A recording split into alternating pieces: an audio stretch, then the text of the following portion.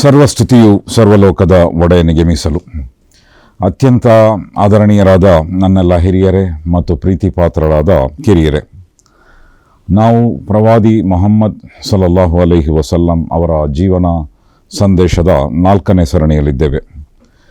ಹಿಂದಿನ ಸರಣಿಯಲ್ಲಿ ನಾವು ಪ್ರವಾದಿ ಮೊಹಮ್ಮದ್ ಸಲ್ಲಲ್ಲಾಹು ಅಲೈಹಿ ವಸಲ್ಲಂ ಅವರ ಪೂರ್ವಜರ ಕುರಿತು ಕೆಲವು ವಿಷಯಗಳನ್ನು ತಿಳಿದುಕೊಂಡಿದ್ದೇವೆ. ಅದೇ ರೀತಿಯಲ್ಲಿ ಇಬ್ರಾಹಿಂ ಅಲೈಹಿಸ್ಸಲಾಂ ಅವರು ಸ್ಥಾಪಿಸಿದಂತಹ ಏಕದೇವೋಪಾಸನೆಯ ಸಂಸ್ಕೃತಿ, ಅದರಲ್ಲಿ ಕಾಲಕ್ರಮದಲ್ಲಿ ಆದಂತಹ ಬದಲಾವಣೆ ಮತ್ತು ಬಹುದೇವಾರಾಧನೆ, ಬಿಂಬಾರಾಧನೆ ಇತ್ಯಾದಿಗಳ ಆರಂಭ ಇತ್ಯಾದಿಗಳನ್ನು ಕೂಡ ನಾವು ಚರ್ಚಿಸಿದ್ದೇವೆ. ಅದೇ ರೀತಿಯಲ್ಲಿ ಬೇರೆ ಬೇರೆ ಧರ್ಮಗಳಲ್ಲಿ ಇರುವಂತಹ ಅತ್ಯಂತ ನಿಷ್ಠುರವಾದ ಮತ್ತು ನೇರವಾದ ಏಕದೇವತ್ವದ ಬೋಧನೆಗಳು ಈಗಲೂ ಅದರಲ್ಲಿ ಇರುವಂಥದ್ದನ್ನು ಕೂಡ ನಾವು ತಿಳಿದುಕೊಂಡಿದ್ದೇವೆ. ಇನ್ನು ಕೊನೆಯದಾಗಿ ಪ್ರವಾದಿ ಮೊಹಮ್ಮದ್ ಸಲ್ಲಲ್ಲಾಹು ಅಲೈಹಿ ವಸಲ್ಲಮರ ಆಗಮನದ ನಂತರ ಮಕ್ಕಾ ಮತ್ತು ಅರೇಬಿಯಾದ ಜೀವನದಲ್ಲಿ ಎಲ್ಲ ಸ್ತರಗಳಲ್ಲಿ ಆದಂತಹ ಮಹಾನ್ ಸುಧಾರಣಾತ್ಮಕ ಬದಲಾವಣೆ ಇತ್ಯಾದಿಗಳನ್ನು ಕೂಡ ನಾವು ಕಳೆದ ನಮ್ಮ ಸರಣಿಯಲ್ಲಿ ಅದರ ಬಗ್ಗೆ ಚರ್ಚಿಸಿದ್ದೇವೆ. ಇನ್ನು ಇವತ್ತಿನ ನಮ್ಮ ಈ ಸರಣಿಯಲ್ಲಿ ಪ್ರವಾದಿ ಮೊಹಮ್ಮದ್ ಸಲ್ಲಲ್ಲಾಹು ಅಲೈಹಿ ವಸಲ್ಲಂ ಅವರ ಕುಲೀನ ಮನೆತನ ಮತ್ತು ವಿಶೇಷವಾಗಿ ಅವರ 4 ತಾತಂದಿರು ಅವರ ಬಗ್ಗೆ ಚರ್ಚಿಸುವುದು ಬಹಳ ಮುಖ್ಯವಾಗಿದೆ. ಏಕೆಂದರೆ ಪ್ರವಾದಿ ಮೊಹಮ್ಮದ್ ಸಲ್ಲಲ್ಲಾಹು ಅಲೈಹಿ ವಸಲ್ಲಮರ ಜೀವನದಲ್ಲಿ ಅವರ ತಾತಂದಿರ ಜೀವನದ ದೊಡ್ಡ ಛಾಪು ನಮಗೆ ಕಂಡುಬರ್ತದೆ.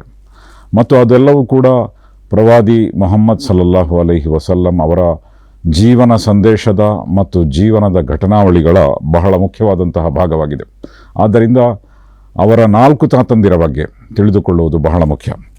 ತಮಗೆಲ್ಲರಿಗೂ ತಿಳಿದಿರುವಂತೆ ಅವರ ತಂದೆ ಹೆಸರು ಅಬ್ದುಲ್ಲಾ ಮತ್ತು ಅವರ ತಂದೆ ಹೆಸರು ಅಬ್ದುಲ್ ಮುತ್ತಲಿಬ್ ಮತ್ತು ಅವರ ತಂದೆ ಹೆಸರು ಹಾಶಿಮ್ ಮತ್ತು ಅವರ ತಂದೆ ಹೆಸರು ಅಬ್ದ್ ಮುನಾಫ್ ಮತ್ತು ಅವರ ತಂದೆ ಹೆಸರು ಕುಸೈ ಮತ್ತು ಕುಸೈನಿಂದ ಆರಂಭವಾಗಿ ಅಬ್ದುಲ್ಲಾ ರವರ ತನಕ ಕೆಲವು ವಿಷಯಗಳನ್ನು ನಾವು ತಿಳಿದುಕೊಳ್ಳಬೇಕಾಗಿದೆ.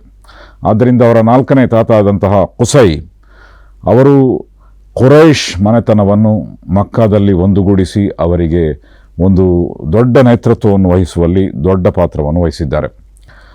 ನಾನು ಈಗಾಗಲೇ ಹೇಳಿದಂತೆ ಬನಿ ಇಸ್ಮಾಯಿಲ್ ಅಥವಾ ಪ್ರವಾದಿ ಇಬ್ರಾಹಿಮರ ಮಗನಾದಂತಹ ಇಸ್ಮಾಯಿಲ್ ಅವರ ಸಂತತಿಯಲ್ಲಿ ಮಕ್ಕಾದ ಕಾಬಾ ಭವನದ ಮೇಲ್ವಿಚಾರಣೆ ಅವರ ಸಂತತಿಯಲ್ಲಿತ್ತು. ಇನ್ನು ಕುಸೈರವರ ಕಾಲಕ್ಕೆ ಬರುವಾಗ ಕುರೈಶ್ನ ಬದಲಿಗೆ ಬನಿ ಕುಜಾಆ ಎಂಬ ಒಂದು ಗೋತ್ರ ಅದು ಕಾಬಾ ಭವನದ ಮೇಲ್ವಿಚಾರಣೆಯನ್ನು ನಡೆಸ್ತಾ ಇತ್ತು. ಅಂತಹ ಸಂದರ್ಭದಲ್ಲಿ ಅದನ್ನು ಮತ್ತೆ ಕುರೈಶ್ ಮನೆತನದ ಮೇಲ್ವಿಚಾರಣೆಗೆ ಒಳಪಡಿಸಿದಂತಹ ಕೀರ್ತಿ ಅದು ಕುಸೈ ಎಂಬ ಪ್ರವಾದಿ ಮೊಹಮ್ಮದ್ ಸಲ್ಲಲ್ಲಾಹು ಅಲೈಹಿ ವಸಲ್ಲಮರ ತಾತನಿಗೆ ಸಲ್ಲುತ್ತದೆ. ಮತ್ತು ಅವರು ಎಲ್ಲ ಕುರೈಶರನ್ನು ಮಕ್ಕಾದಲ್ಲೇ ಬಂದು ನೆಲೆಗೂಡಿಸುವಂತೆ ಮಾಡಿದರು ಮತ್ತು ಅವರಿಗೆ ಒಂದು ದೊಡ್ಡದಾದಂತಹ ನೇತೃತ್ವವನ್ನು ವಹಿಸಿದರು. ಇನ್ನು ಅವರು ಕಾಬಾ ಭವನದ ನೇತೃತ್ವವನ್ನು ವಹಿಸಿದ ನಂತರ ಅವರು ಅಲ್ಲಿ ನಡೆಯುತ್ತಿದ್ದಂತಹ ಅತ್ಯಂತ ದೊಡ್ಡ ಕಾರ್ಯಕ್ರಮ ಅಂತ ಹೇಳಿದರೆ ಹಜ್ ಎಂಬಂತಹ ಒಂದು ಯಾತ್ರೆ. ಅದಕ್ಕಾಗಿ ಹತ್ತಿರ ಇದ್ದಂತಹ ಆ ಕಾಲದ ವಿಶ್ವದ ಎಷ್ಟೆಲ್ಲ ಜನ ಹಜ್ನ ಬಗ್ಗೆ ಪ್ರಭಾವಿತರಾಗಿದ್ದರೋ ಅವರೆಲ್ಲ ಹಜ್ ಯಾತ್ರೆಗೆ ವರ್ಷಂಪ್ರತಿ ಬರ್ತಾಯಿದ್ರು. ಮಕ್ಕಾದ ದೊಡ್ಡ ಆಕರ್ಷಣೆ ಅಂತ ಹೇಳಿದರೆ ಹಜ್ ಯಾತ್ರೆಯಾಗಿತ್ತು. ಈ ಹಜ್ ಯಾತ್ರೆಯನ್ನು ಅತ್ಯಂತ ವಿದ್ಯುಕ್ತವಾಗಿ ಮತ್ತು ಅತ್ಯಂತ ಸೂಕ್ತವಾಗಿ ಮತ್ತು ಅತ್ಯಂತ ಸಂಘಟಿತವಾಗಿ ಮಾಡಲಿಕ್ಕೆ ಕುಸೈ ಅವರು 5 ದೊಡ್ಡ ಸಂಸ್ಥೆಗಳನ್ನು ಸ್ಥಾಪನೆ ಮಾಡಿದರು. ಈ 5 ಸಂಸ್ಥೆಗಳು ಪ್ರವಾದಿ ಮೊಹಮ್ಮದ್ ಸಲ್ಲಲ್ಲಾಹು ಅಲೈಹಿ ವಸಲ್ಲಮರ ಜೀವನದ ಕಾಲದಲ್ಲಿ ಅಸ್ತಿತ್ವದಲ್ಲಿತ್ತು ಮತ್ತು ಅದಕ್ಕೆ ಇನ್ನಷ್ಟು ಮೆರುಗನ್ನು ಮತ್ತು ಇನ್ನಷ್ಟು ಸೌಂದರ್ಯವನ್ನು ಪ್ರವಾದಿ ಮೊಹಮ್ಮದ್ ಸಲ್ಲಲ್ಲಾಹು ಅಲೈಹಿ ವಸಲ್ಲಂ ತಂದುಕೊಟ್ಟರು. ಅದರಲ್ಲಿ ಮೊಟ್ಟ ಮೊದಲನೆಯ ಸಂಸ್ಥೆ ಅದು ಹಿಜಾಬಾ ಎಂಬ ಸಂಸ್ಥೆಯಾಗಿತ್ತು. ಹಿಜಾಬಾ ಅಂತ ಹೇಳಿದರೆ ಕಾಬಾ ಭವನದ ಕೀಲಿಕೈಯನ್ನು ನಿಯಂತ್ರಣ ಮಾಡುವಂತಹ ಒಂದು ಸಂಸ್ಥೆ. ಅದನ್ನು ನಿಯಂತ್ರಣ ಮಾಡುವಂತಹ ಜನರಿಂದ ಕೂಡಿದಂತಹ ಒಂದು ಕೂಟ, ಅದನ್ನು ಅವರು ಸ್ಥಾಪನೆ ಮಾಡಿದರು. ಎರಡನೇದಾಗಿ ಸಿಕಾಯ ಅಂತ ಹೇಳಿದರೆ, ಸೂಕಿಯಾ ಅಂತ ಹೇಳಿದರೆ ನೀರು ಕುಡಿಯುವುದು. ಆದ್ದರಿಂದ ಮಕ್ಕಾ ಪಟ್ಟಣದಲ್ಲಿ ನೀರು ಕುಡಿಸುವಂತಹ ಒಂದು ವ್ಯವಸ್ಥೆ, ಅದು ಕೂಡ ಒಂದು ದೊಡ್ಡ ವ್ಯವಸ್ಥೆಯಾಗಿತ್ತು. ಯಾಕೆಂದರೆ ಎಷ್ಟೋ ಜನ ಬೇರೆ ಬೇರೆ ಪ್ರದೇಶಗಳಿಂದ ಹಜ್ ಯಾತ್ರೆ ನಿರ್ವಹಣೆ ಮಾಡಲಿಕ್ಕೆ ಬರ್ತಾಯಿದ್ರು. ಅಂತಹ ಸಂದರ್ಭದಲ್ಲಿ ಹಜ್ ಯಾತ್ರಿಕರಿಗೆ ನೀರು ಕುಡಿಸಲಿಕ್ಕಾಗಿ ಬೇಕಾದಂತಹ ಒಂದು ಸಂಸ್ಥೆ ಅದನ್ನು ಕಟ್ಟಿಬಳಿಸಿದರು. ಅದರ ಹೆಸರು ಸಿಕಾಯ ಎಂದಾಗಿತ್ತು. ಮೂರನೆಯದು ರಿಫಾದ ಅಂತ ಹೇಳಿದರೆ ಬೇಕಾದಷ್ಟು ಮಂದಿ ಬಡ ಹಜ್ ಯಾತ್ರಿಕರು ಕೂಡ ಬರ್ತಾಯಿದ್ರು. ಕೆಲವರು ಬಡವರಲ್ಲದಿದ್ದರೂ ಕೂಡ ಯಾತ್ರೆಯ ಸಂದರ್ಭದಲ್ಲಿ ಬಡವರಾಗ್ತಾಯಿದ್ರು. ಏಕೆಂದರೆ ಈಗಿನ ಕಾಲದಂತೆ ಆಗ ಕ್ರೆಡಿಟ್ ಕಾರ್ಡ್, ATM ಕಾರ್ಡ್ ಯಾವುದೂ ಕೂಡ ಇರಲಿಲ್ಲ. ಯಾತ್ರೆಗೆ ಹೋಗೋದಂತ ಹೇಳಿದರೆ ಸಿರಿವಂತರು ಕೂಡ ಬಡವರಾಗ್ತಾರೆ. ಆದ್ದರಿಂದಲೇ ಈಗಲೂ ಕೂಡ ಯಾತ್ರೆಯ ಸಂದರ್ಭದಲ್ಲಿ ಇರುವಂತಹ ಅಪೇಕ್ಷಣೀಯರಿಗೆ ಝಕಾತ್ನ ಹಣವನ್ನು ಕೂಡ ಕೊಡಲಿಕ್ಕೆ ಇಸ್ಲಾಮಿನಲ್ಲಿ ಆಸ್ಪದ ಇದೆ. ಏಕೆಂದರೆ ಕೆಲವೊಮ್ಮೆ ಯಾತ್ರಿಕರು ಒಂದು ಬಡತನದ ಪರಿಸ್ಥಿತಿಯಲ್ಲಿ ಇರ್ತಾರೆ. ಈ ಕಾಲದಲ್ಲಿ ಅದಕ್ಕೆ ಬೇಕಾದಂತಹ ವ್ಯವಸ್ಥೆ ಇದೆ. ಕ್ರೆಡಿಟ್ ಕಾರ್ಡ್ ಇದೆ, ATM ಕಾರ್ಡ್ ಇದೆ, ಅದೆಲ್ಲವೂ ಕೂಡ ಅಂತಾರಾಷ್ಟ್ರೀಯ ಮಟ್ಟದಲ್ಲಿ ನಡೀತದೆ. ಆದರೂ ಕೂಡ ಅನಿವಾರ್ಯ ಸಂದರ್ಭಗಳಲ್ಲಿ ಅಥವಾ ಯಾವುದಾದರೊಂದು ರಾಷ್ಟ್ರದಲ್ಲಿ ಅಥವಾ ಯಾವುದಾದರೂ ಪ್ರದೇಶದಲ್ಲಿ ಅಂತಹ ಅನಿವಾರ್ಯತೆ ಈಗಲೂ ತಲೆದೋರ್ಬೋದು. ಈ ಅವಶ್ಯಕತೆಯನ್ನು, ಅಂದರೆ ಅತ್ಯಂತ ಹೆಚ್ಚು ಅಪೇಕ್ಷಣೀಯತೆ ಇರುವಂತಹ ಯಾತ್ರಿಗಳಿಗೆ ನೆರವಾಗಲಿಕ್ಕಾಗಿ ರಿಫಾದ ಎಂಬ ಒಂದು ಸಂಸ್ಥೆಯನ್ನು ಕೂಡ ಕಟ್ಟಿದರು. ಅವರು ವಿಶೇಷವಾಗಿ ಯಾತ್ರಿಗಳ ಊಟೋಪಚಾರದ ವ್ಯವಸ್ಥೆಯನ್ನು ಮಾಡ್ತಾಯಿದ್ರು. ಇನ್ನು ಲಿವಾ ಎಂಬ ಮತ್ತೊಂದು ಸಂಸ್ಥೆ ಇತ್ತು. ಅವರ ಒಂದು ಕೆಲಸ ಏನು ಅಂತ ಹೇಳಿದರೆ, ಯಾವುದಾದರೂ ಸಂದರ್ಭದಲ್ಲಿ ಯುದ್ಧ ಮಾಡಬೇಕಾಗಿ ಬಂದರೆ, ಸಂಘರ್ಷಕ್ಕೆ ತೊಡಗಿಕೊಳ್ಳಬೇಕಾಗಿ ಬಂದರೆ ಅಥವಾ ಶತ್ರುಗಳನ್ನು ಎದುರಿಸಬೇಕಾಗಿ ಬಂದರೆ ಲಾಂಛನವನ್ನು ಮತ್ತು ಬಾವುಟವನ್ನು ಹಿಡಿದು ಮುಂದೆ ಸಾಗುವಂತಹ ಒಂದು ಹೊಣೆಗಾರಿಕೆ, ಅದು ಕೂಡ ಆಗಿನ ಕಾಲದ ಒಂದು ದೊಡ್ಡ ಹೊಣೆಗಾರಿಕೆ. ಆ ಹೊಣೆಗಾರಿಕೆಯನ್ನು ಲಿವಾ ನಿಭಾಯಿಸ್ತಾ ಇದ್ದರು. ಹೀಗೆ ಕುರೈಶರ ಪೈಕಿ 5 ಮಹಾನ್ ಸಂಸ್ಥೆಗಳನ್ನು ಅವರು ಕಟ್ಟಿದರು. 4 ನಾನು ಹೇಳಿದ್ದೇನೆ. 5ನೇದು ದಾರುನ್ ನದ್ವಾ ಅಥವಾ ದಾರುನ್ ನದ್ವಾ ಎಂಬುದು ಸಭಾಭವನ. ಅಂತಹ ಒಂದು ಸಭಾಭವನ ಮತ್ತು ಸಭೆಯನ್ನು ಏರ್ಪಾಟು ಮಾಡಲಿಕ್ಕೆ ಬೇಕಾದಂತಹ ಒಂದು ಜನರ ಕೂಟ, ಅದನ್ನು ಅವರು ನಿರ್ಮಾಣ ಮಾಡಿದರು. ಅದರ ಹೆಸರು ದಾರುನ್ ನದ್ವಾ. ತಮಗೆಲ್ಲರಿಗೂ ತಿಳಿದಿರುವಂತೆ ಪ್ರವಾದಿ ಮುಹಮ್ಮದ್ ಸಲ್ಲಲ್ಲಾಹು ಅಲೈಹಿ ವಸಲ್ಲಂ ಅವರ ಪ್ರವಾದಿತ್ವದ ನಂತರ ಅವರಿಗೆ ಬೇಕಾದಷ್ಟು ಶತ್ರುಗಳಾದರು ಮತ್ತು ಕೊನೆಯದಾಗಿ ಶತ್ರುಗಳೆಲ್ಲ ಸೇರಿ ಪ್ರವಾದಿ ಮುಹಮ್ಮದ್ ಸಲ್ಲಲ್ಲಾಹು ಅಲೈಹಿ ವಸಲ್ಲಮರೊಂದಿಗೆ ಒಂದು ನಿರ್ಣಾಯಕವಾದ ರೀತಿಯ ಪ್ರತಿಕ್ರಿಯೆ ತೋರಬೇಕು ಅಂಥೇಳಿ ಜನ ತೀರ್ಮಾನ ಮಾಡಿದರು, ಅವರ ಶತ್ರುಗಳು. ಆಗ ಅವರೆಲ್ಲರೂ ಕೂಡ ಒಂದು ಕಡೆ ಸೇರಿದರು. ಆ ಸೇರಿದಂತಹ ಸ್ಥಳ ಅದು ದಾರುನ್ ನದ್ವಾ ಆಗಿತ್ತು. ಯಾಕೆಂತ ಹೇಳಿದರೆ ಅದೊಂದು ಸಭಾಭವನ, ಪ್ರವಾದಿ ಮುಹಮ್ಮದರ 4ನೇ ಮುತ್ತಾತ ಕಟ್ಟಿಸಿದಂತಹ ಮತ್ತು ಏರ್ಪಾಟು ಮಾಡಿದಂತಹ ಒಂದು ವ್ಯವಸ್ಥೆ ಅದು ದಾರುನ್ ನದ್ವಾ. ಅದೇ ವ್ಯವಸ್ಥೆಯನ್ನು ಅವರ ಮೊಮ್ಮಗನಾದಂತಹ ಪ್ರವಾದಿ ಮುಹಮ್ಮದ್ ಸಲ್ಲಲ್ಲಾಹು ಅಲೈಹಿ ವಸಲ್ಲಮರ ವಿರುದ್ಧವೇ ಬಳಸಲಾಯಿತು ದಾರುನ್ ನದ್ವಾ. ಈ 5 ಸಂಸ್ಥೆಗಳು ಪ್ರವಾದಿ ಮುಹಮ್ಮದ್ ಸಲ್ಲಮರ ಕಾಲದಲ್ಲಿ ಅಸ್ತಿತ್ವದಲ್ಲಿತ್ತು. ಆದ್ದರಿಂದಲೂ ಕೂಡ ಕುಸೈ ಅಥವಾ ಅವರ 4ನೇ ಮುತ್ತಾತ ನಮಗೆ ಮುಖ್ಯರಾಗುತ್ತಾರೆ. ಇನ್ನು ಅವರ ಮಗ ಅಬ್ದು ಮುನಾಫ್ ಎಂಬುವರು ಕೂಡ ಬಹಳ ಪ್ರಸಿದ್ಧರಾದಂತಹ ವ್ಯಕ್ತಿಯಾಗಿದ್ದರು. ಕುಸೈ ಅವರ ನಂತರ ಕಾಬಾ ಭವನದ ಒಂದು ಜವಾಬ್ದಾರಿಕೆ ಅವರ ಮೇಲಿತ್ತು. ಮತ್ತು ಅವರು ಮಾಡಿದಂತಹ ಮತ್ತೊಂದು ಕೆಲಸ ಅಂತ ಹೇಳಿದರೆ, ಆ ಕಾಲದಲ್ಲಿ 2 ವ್ಯಾಪಾರಿ ಯಾತ್ರೆಗಳು ನಡೀತಾ ಇತ್ತು. ಒಂದು, ಅವರು ಚಳಿಗಾಲದಲ್ಲಿ ಯಮನ್ನ ಕಡೆಗೆ ಹೋಗ್ತಾಯಿದ್ರು ಮತ್ತು ಬೇಸಿಗೆಯಲ್ಲಿ ಸಿರಿಯಾದ ಕಡೆಗೆ ವ್ಯಾಪಾರಕ್ಕೆ ಹೋಗ್ತಾಯಿದ್ರು. ಇದು ದೊಡ್ಡ ವ್ಯಾಪಾರಿ ತಂಡವಾಗಿತ್ತು. ಇದು ಮಕ್ಕಾ ಜೀವನ ಮತ್ತು ಅರೇಬಿಯಾದ ಜೀವನದಲ್ಲಿ ದೊಡ್ಡ ಪಾತ್ರ ವಹಿಸುವಂತಹ 2 ಯಾತ್ರಾ ತಂಡಗಳಾಗಿದ್ದವು, 2 ಯಾತ್ರೆಗಳಾಗಿದ್ದವು. ಕುರಾನ್ನಲ್ಲಿ ಅದರ ಪ್ರಸ್ತಾಪ ಬಂದಿದೆ. ರೆಹ್ಲತ್ ಶಿತಾಇ ವಸ್ಸೈಫ್, ಚಳಿಗಾಲದ ಮತ್ತು ಬೇಸಿಗೆಯ 2 ಯಾತ್ರೆಗಳು ಎಂದು ಪವಿತ್ರ ಕುರಾನ್ನಲ್ಲಿ ಬಂದಿದೆ. ಇದು ಹಿಂದಿನಿಂದಲೂ ನಡೀತಾ ಇತ್ತು. ಅದಕ್ಕೆ ಒಂದು ವಿದ್ಯುಕ್ತ ರೂಪವನ್ನು ಕೊಟ್ಟವರು ಅಬ್ದು ಮುನಾಫ್ ಅವರು. ಅದಕ್ಕಾಗಿ ಒಂದು ಅಂತಾರಾಷ್ಟ್ರೀಯ ಒಪ್ಪಂದವನ್ನು ಮಾಡಿದರು. ರೋಮ್ನ ಮತ್ತು ಬೈಜಾಂಟೈನ್ ಆಗಿದ್ದಂತಹ ರೋಮನ್ ಸಾಮ್ರಾಜ್ಯದ ದೊರೆಗಳು ಮತ್ತು ಬೈಜಾಂಟೈನ್ ಎಂಪೈರ್ ಅವರ ಜೊತೆಗೆ ಒಂದು ಒಪ್ಪಂದವನ್ನು ಮಾಡಿದರು. ಅದೇ ರೀತಿಯಲ್ಲಿ ಯಮನ್ನ ಜನರೊಂದಿಗೆ ಕೂಡ ಒಂದು ಒಪ್ಪಂದವನ್ನು ಮಾಡಿದರು. ಆದ್ದರಿಂದ 2 ಒಪ್ಪಂದಗಳನ್ನು ಮಾಡಿದ ನಂತರ ಅವರು ಅದಕ್ಕೆ ಏನು ಮಾಡಿದರು ಅಂತ ಹೇಳಿದರೆ, ಒಂದು ವಿದ್ಯುಕ್ತವಾದ ರೂಪವನ್ನು ಕೊಟ್ಟರು ಮತ್ತು 2 ಯಾತ್ರೆಗಳು ಅದು ವಿದ್ಯುಕ್ತವಾಗಿ ನಡೆಯುವಂತೆ ಅವರು ಮಾಡಿದರು.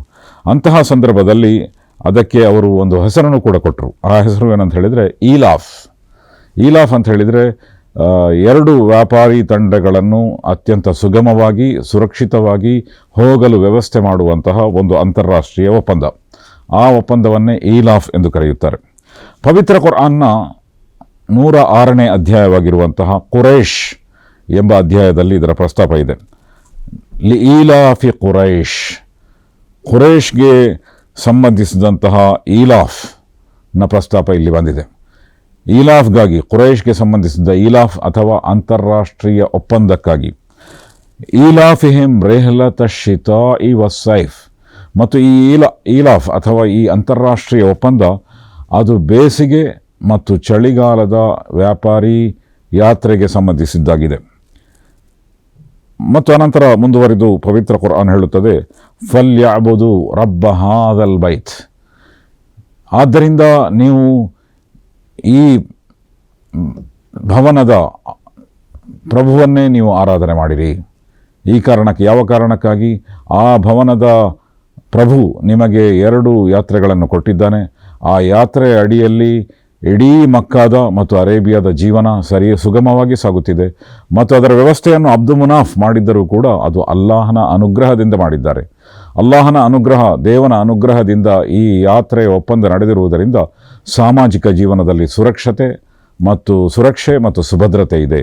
ಈ ಕಾರಣಕ್ಕಾಗಿ ನೀವು ಒಬ್ಬ ದೇವನ ಮತ್ತು ಕಾಬಾ ಭವನದ ದೇವನ ಆರಾಧನೆಯನ್ನೇ ಮಾಡಿರಿ ಎಂದು ಹೇಳಲಾಗಿದೆ.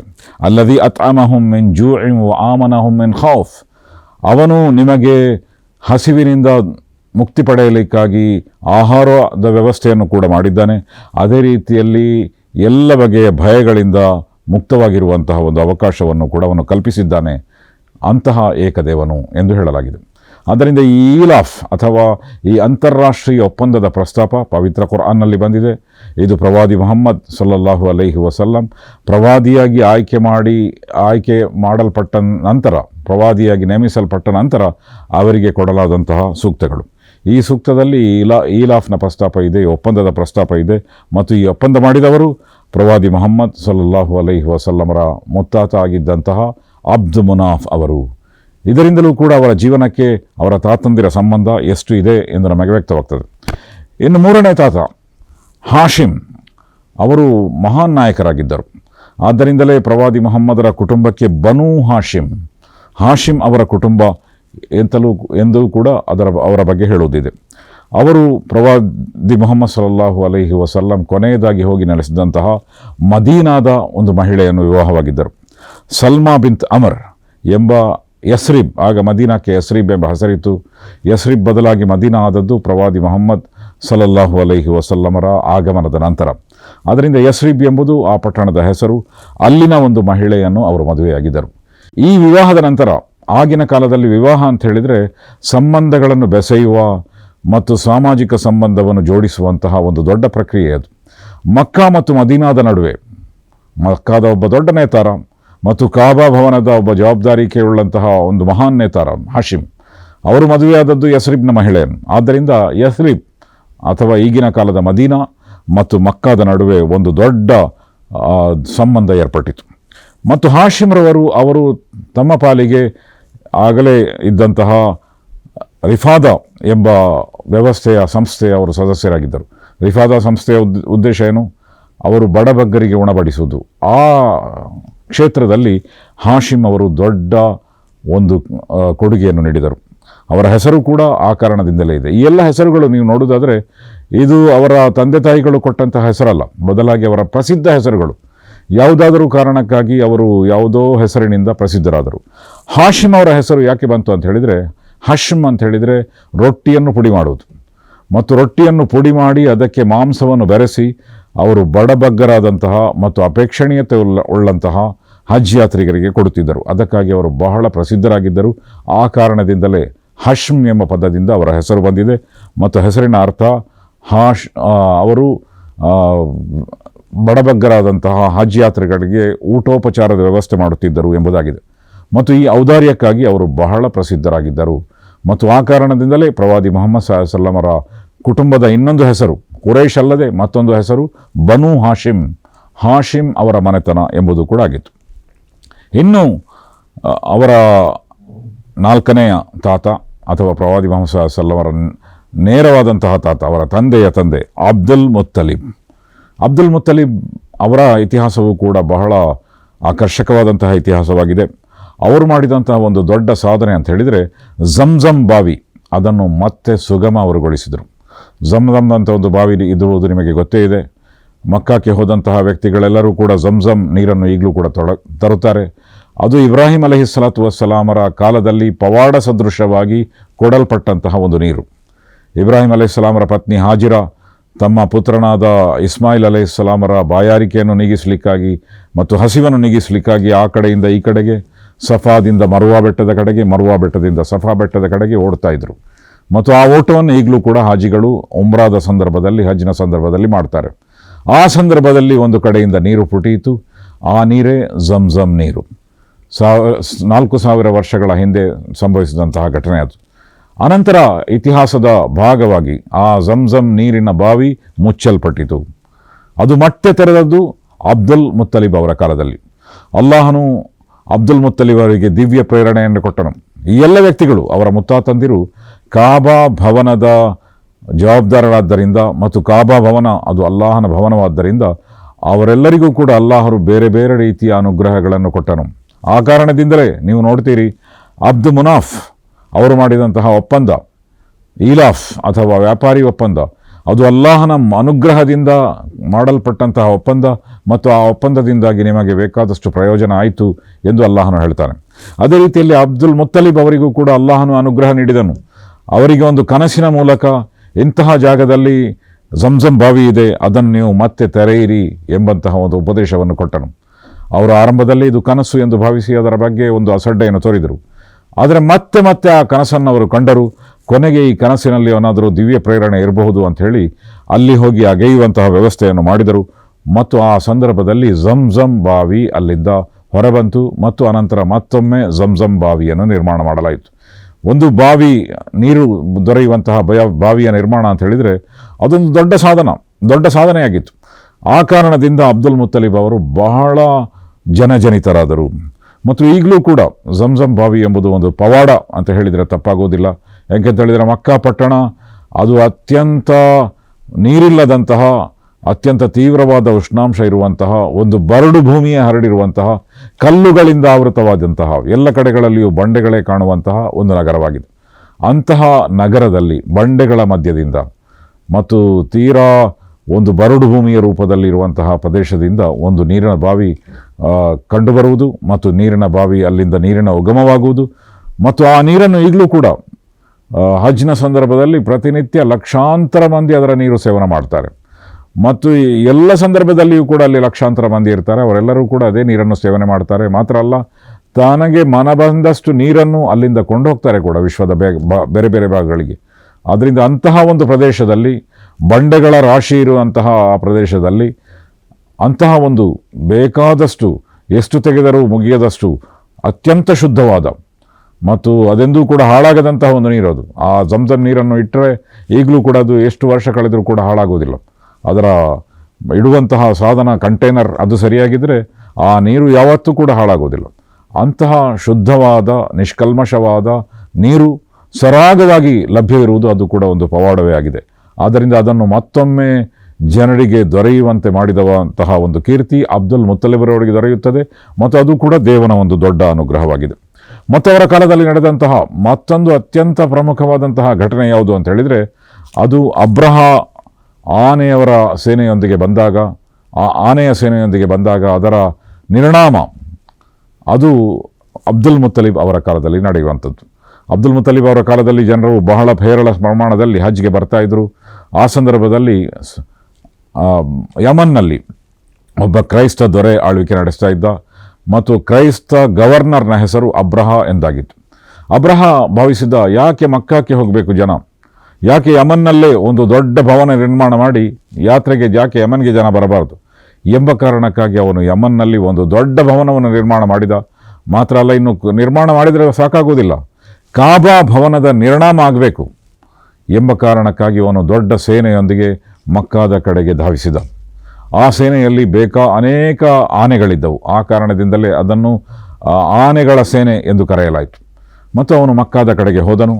ಮಕ್ಕಾದ ಹತ್ತಿರವಾದಾಗ ಆ ಆನೆಗಳ ಪೈಕಿ, ಆನೆಗಳ ದಂಡಿನಲ್ಲಿ, ಆನೆಗಳ ಸೇನೆಯಲ್ಲಿ ಒಂದು ದೊಡ್ಡ ಆನೆ ಇತ್ತು. ಅದರ ಹೆಸರು ಮಹಮೂದ್ ಎಂಬ ಆನೆ.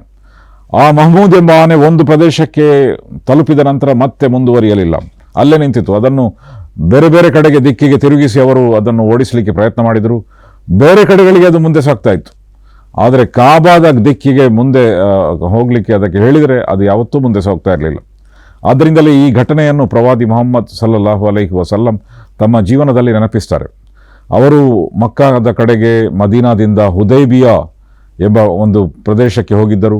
ಅವರ ಉದ್ದೇಶ ಉಮ್ರಾ ಮಾಡುವುದಾಗಿತ್ತು. ಆದರೆ ಹುದೈಬಿಯಾ ಎಂಬ ಪ್ರದೇಶಕ್ಕೆ ತಲುಪಿದ ನಂತರ ಉಮ್ರಾ ಮಾಡದೆ ಒಂದು ಒಪ್ಪಂದ ಮಾಡಿ ಅವರು ಹಿಂದಿರುಗಿ ಬಂದರು.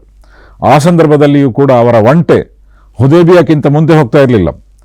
ಆಗ ಪ್ರವಾದಿ ಮುಹಮ್ಮದ್ ಸಲ್ಲಲ್ಲಾಹು ಅಲೈಹಿ ವಸಲ್ಲಂ ಹೇಳಿದರು, ಯಾವ ಆನೆ ಅಬ್ರಹಾನ ಕಾಲದಲ್ಲಿ ಮಹಮೂದ್ ಎಂಬ ಆನೆ ಅಲ್ಲಾಹನ ತೀರ್ಮಾನದಂತೆ ಮಕ್ಕಾದ ಕಡೆಗೆ ಹೋಗಲು ಸಿದ್ಧರಿರಲಿಲ್ಲೋ, ಅದೇ ದಿವ್ಯ ಪ್ರೇರಣೆಯಿಂದ ನನ್ನ ಒಂಟೆಯೂ ಕೂಡ ಮಕ್ಕಾದ ಕಡೆ ಹೋಗಲಿಕ್ಕೆ ಸಿದ್ಧರಿಲ್ಲ. ಆದ್ದರಿಂದ ನಾವು ಈ ಒಪ್ಪಂದವನ್ನು ಮಾಡಿ ಹಿಂದಿರುಗಬೇಕಾಗಿದೆ ಎಂದು ಉಮ್ರಾ ಮಾಡದೆ ಅವರು ಹಿಂದಿರುಗಿದ್ದರು. ಅಂತಹ ಒಂದು ಘಟನೆ ನಡೆಯಿತು. ಮತ್ತು ಆ ಸಂದರ್ಭದಲ್ಲಿ ಅಬ್ದುಲ್ ಮುತ್ತಲಿಬ್ ಅವರು ಕಾಬಾ ಭವನದ ಹೊಣೆಗಾರರಾಗಿದ್ದರು. ಅದರ ರಕ್ಷಣೆ ಅವರ ಹೊಣೆಗಾರಿಕೆಯಾಗಿತ್ತು. ಆ ಅಬ್ದುಲ್ ಮುತ್ತಲಿಬ್ ಅವರ ಕೆಲವು ಪ್ರಾಣಿಗಳನ್ನು ಅವನು ಹಿಡಿದಿದ್ದನು. ಅಬ್ರಹ ಎಂಬ ರಾಜ ಮೊದಲು ಬಂದು ಅವರ ಪ್ರಾಣಿಗಳನ್ನು ಹಿಡಿದನು. ಆಗ ಅಬ್ದುಲ್ ಮುತ್ತಲಿಬ್ ಅವರು ಅವರೊಂದಿಗೆ ವ್ಯವಹಾರ ನಡೆಸಲಿಕ್ಕಾಗಿ ಮಾತುಕತೆಗಾಗಿ ಹೋದರು.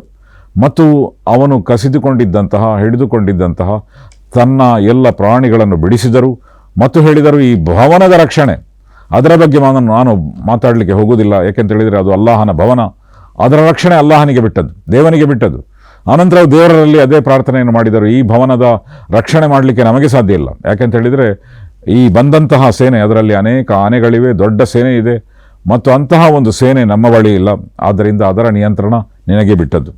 ಕೊನೆಗೆ ಅಲ್ಲಾಹನು ಆ ಕಾಬಾ ಭವನದ ರಕ್ಷಣೆಗೆ ಹಕ್ಕಿಗಳನ್ನು ಕಳುಹಿಸಿದನು. ಅದು ಕೂಡ ಪವಿತ್ರ ಕುರ್ಆನ್ನಲ್ಲಿ ಬಂದಿದೆ.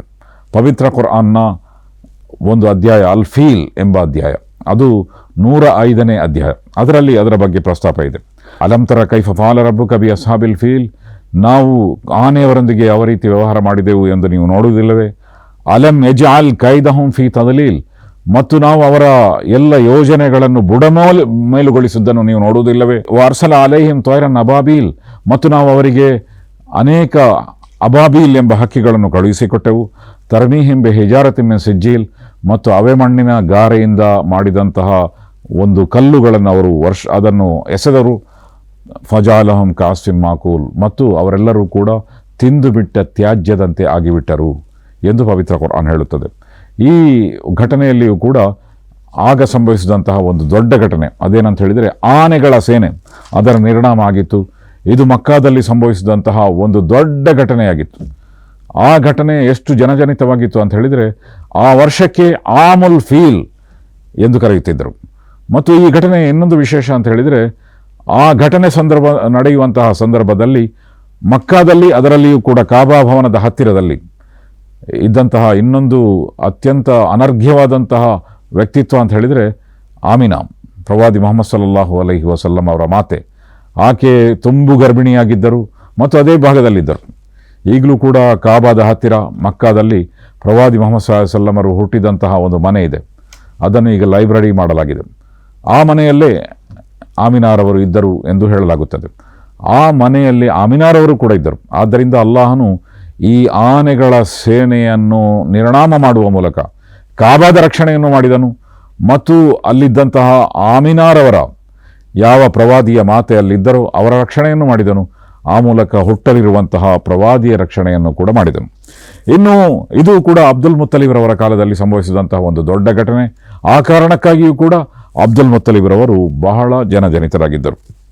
ಇನ್ನು ಪ್ರವಾದಿ ಮುಹಮ್ಮದ್ ಸಲ್ಲಲ್ಲಾಹು ಅಲೈಹಿ ವಸಲ್ಲಮರ ತಂದೆ ಅಬ್ದುಲ್ಲಾ, ಅವರು ಬಹಳ ಸಣ್ಣ ಪ್ರಾಯದಲ್ಲಿ ಪ್ರವಾದಿ ಮುಹಮ್ಮದ್ ಸಲ್ಲಲ್ಲಾಹು ಅಲೈಹಿ ವಸಲ್ಲಂ ಹುಟ್ಟುವುದಕ್ಕಿಂತ ಮೊದಲೇ ತಮ್ಮ 25ನೇ ವರ್ಷದಲ್ಲಿ ಸಿರಿಯಾದಿಂದ ಮದೀನಾಕ್ಕೆ ಬರ್ತಾ ಇರುವಂತಹ ಸಂದರ್ಭದಲ್ಲಿ ಮದೀನಾದ ಮೂಲಕ ಅವರಿಗೆ ಮಕ್ಕಾಕ್ಕೆ ಹೋಗಬೇಕಾಗಿತ್ತು. ಆದರೆ ಮದೀನಾದಲ್ಲೇ ಅವರು ನಿಧನರಾದರು.